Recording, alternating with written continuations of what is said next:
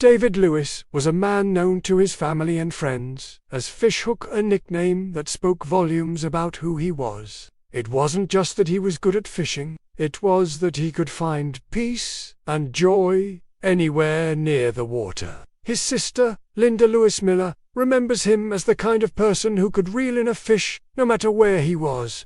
To those who knew him in Oregon, David wasn't just a neighbor or a brother, he was a trusted presence.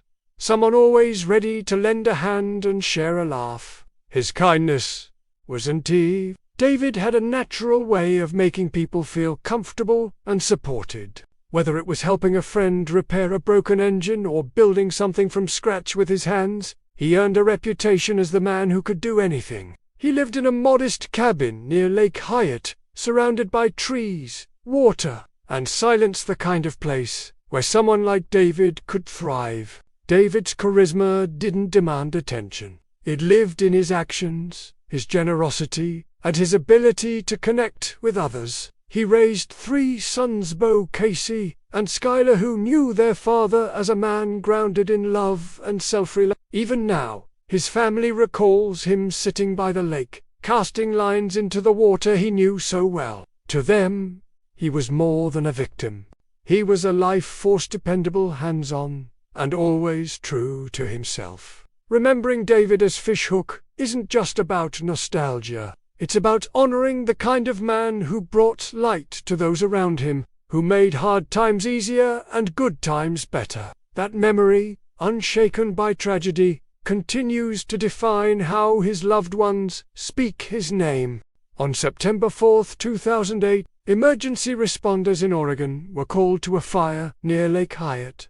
A cabin was burning, smoke thick in the trees, flames curling into the sky. At first, it appeared to be an isolated structure fire, serious, but not uncommon in remote, forested areas. But once the blaze was extinguished, and crews moved through the wreckage, what they discovered turned a simple fire into the center of an active homicide investigation.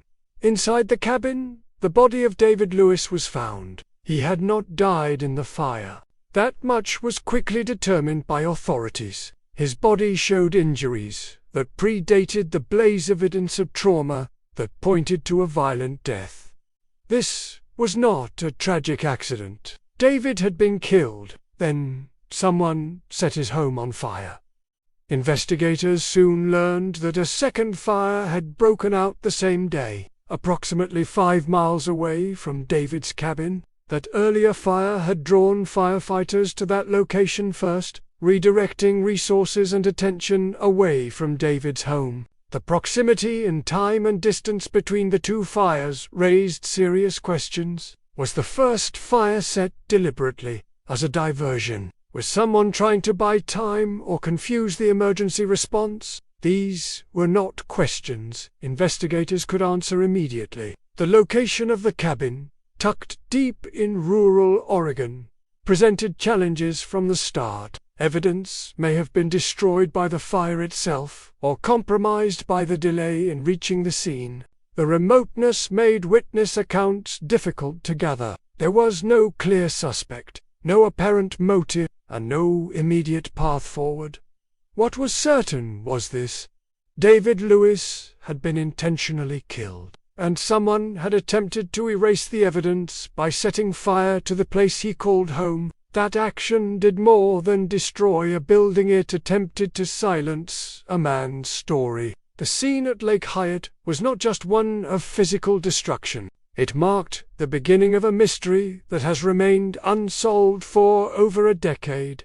The investigation began not with a search for a missing person, but with the aftermath of calculated violence that turned a quiet life into an enduring cold case. Before she knew the facts, Linda Lewis Miller felt something was wrong. It was a gut feeling she couldn't shake, a quiet sense of danger she couldn't explain. Then she came across a headline. It described a fire in Oregon. A man's body had been found in a burned cabin near Lake Hyatt. Linda's unease deepened into fear. She didn't wait for a phone call. Instead, it was her husband, Greg Miller, who made the first move. He reached out to the fire marshal, hoping it wasn't what they both suspected. But the details aligned too closely. A cabin, a fire, a body. The pieces were beginning to fall into place, and none of them pointed to safety. To confirm the identity, authorities needed DNA. Samples were drawn from Linda and from David's eldest son, Bo. The wait for results was excruciating. When the confirmation came, it was devastating. The body inside the cabin was David Lewis. Linda had to process the reality that her brother was gonad, that she had learned about it not through official channels, but by stumbling upon a news article.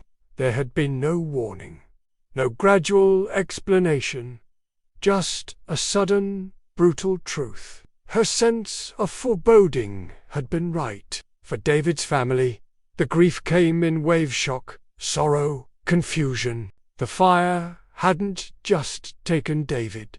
It had taken the chance to say goodbye, to understand what happened, or to prepare in any way. His sons Bo, Casey, and Skylar were left without their father. Linda and the rest of the family were left with questions no one could answer. In the days that followed, Linda began to focus her energy on holding the family together. There was no time to collapse. Someone had to take the first steps toward understanding the loss, even if no one yet knew what justice would look like. David's death didn't just leave a hole in their lives. It tore through the foundation of their family, scattering pain across generations.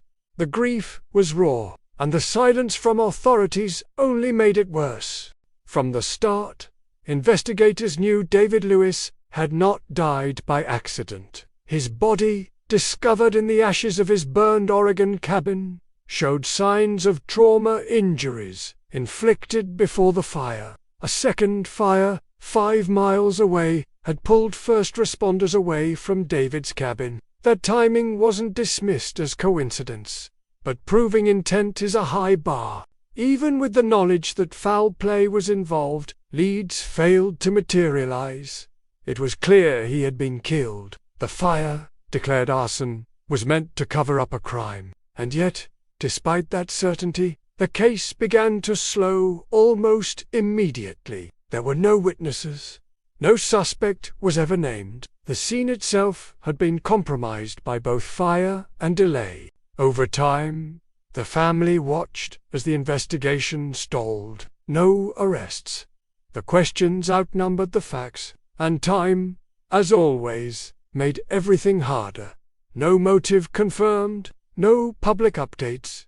The silence was nearly as painful as the loss. They weren't just looking for closure. They were hoping that their presence, their determination, might stir something loose in the investigation. But the case remained frozen. They kept reaching out, making calls, following up with detectives. They were living in the space where answers should have been, always waiting for someone to speak, for a truth to surface that had stayed buried for far too long. But the responses became fewer and more uncertain. Each step forward led to another dead end. Linda Lewis Miller and other family members made multiple trips to Oregon, to Alaska, to any place that might hold a thread of truth. The Jackson County Sheriff's Office kept the case open, assigning it to their cold case team. Over the years, reward money was offered. A tip line was maintained, but for the family, it felt like standing still. The official recognition that David had been murdered didn't bring answers. It only highlighted the fact that justice remained out of reach. There were moments of hope when someone came forward with a story, or when investigators hinted at new developments, but they always fell short. The evidence was thin. For David's family, the lack of resolution became part of the pain. They were not just grieving his death. David Lewis didn't just leave behind a crime scene, he left behind a family. His 3 sons, Bo, Casey, and Skylar, lost their father in the most unimaginable way. But instead of allowing that grief to fade into silence, they chose to turn their pain into remembrance. Each year, on the anniversary of David's death, the family gathers to honor him. not with headlines or theories, but with something deeply personal. A homemade headstone placed near a cemetery ball field, carved and built by those who loved him most. The man they knew, as strong, hands-on, and endlessly generous, was suddenly gone. The act of returning there each year is their quiet form of protest against the violence, against the unanswered questions, and against forgetting.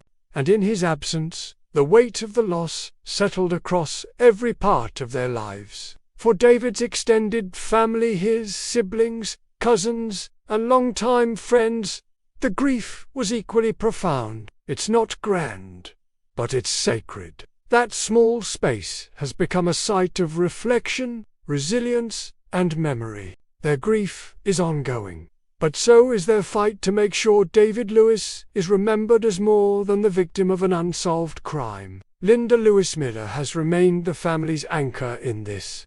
Her devotion has not wavered, but the public reminders, the anniversaries, the headstone, the stories shared among them are how they ensure the world doesn't forget either. She continues to participate in outreach efforts like Project Cold Case, determined to ensure that David S.'s name is not reduced to a statistic or left to fade with time. She keeps his memory visible, his story alive, and the investigation in public view.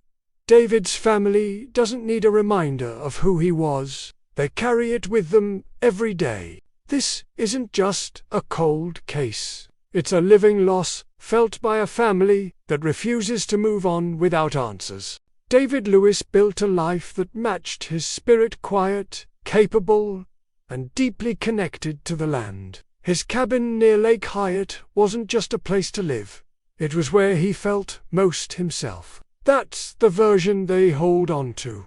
Not the headlines, not the fire, but the man at ease in nature, living with intention and simplicity. It speaks for itself. A man who found peace in the ordinary. A builder, a fisherman, a father. The tragedy that took his life cannot erase the fullness with which he lived it. Surrounded by forest and water, far from the noise of city life, it offered the peace that David had always gravitated toward. Everything about his life in Oregon reflected his need to work with his hands, to find beauty in routine, and to move through the world at his own pace. The lake, the cabin, the scent of pine in the morning, these were the things that made David feel whole. He built his own boat to fish the lake's calm surface, often seen with a line in the water, eyes scanning the trees, content in solitude. For his family, those images remain the clearest. David with his fishing rod, a handmade boat bobbing on still water, a grin tugging at the corner of his mouth. His sister, Linda, remembers that freedom most. David wasn't restless. He was rooted. This section of his life doesn't need embellishment. In remembering him this way, his family preserves more than just memory, they preserve identity. David Lewis, the man known as Fishhook, still lives in the stillness of Lake Hyatt, in the shadow of tall trees, and in every cast line and quiet morning that follows. David Lewis was murdered. His body was found inside his burned cabin near Lake Hyatt, Oregon. On September 4, 2008, police determined he was killed before the fire was set, clear evidence of a homicide followed by arson. Yet, after all these years, no one has been arrested. No one has come forward. The case remains open, but justice has not arrived. David's family continues to seek answers. They've traveled, followed leads, and kept his story alive, hoping that someone somewhere might hold the missing piece. Even now, the pain of his loss is matched by the silence surrounding the investigation. If you have any information about the unsolved homicide of David Lewis, contact the Jackson County Cold Case Team at 774-6800. To remain anonymous, call the JCSO tip line at 774-8333. There have been multiple rewards offered over the years. Contact the Jackson County Sheriff's Office to check the current reward amount. Every share, every call, every detail could bring this family closer to the truth. David Lewis deserves justice. His sons, his sister, and his community deserve peace. Someone knows what happened. Now is the time to speak.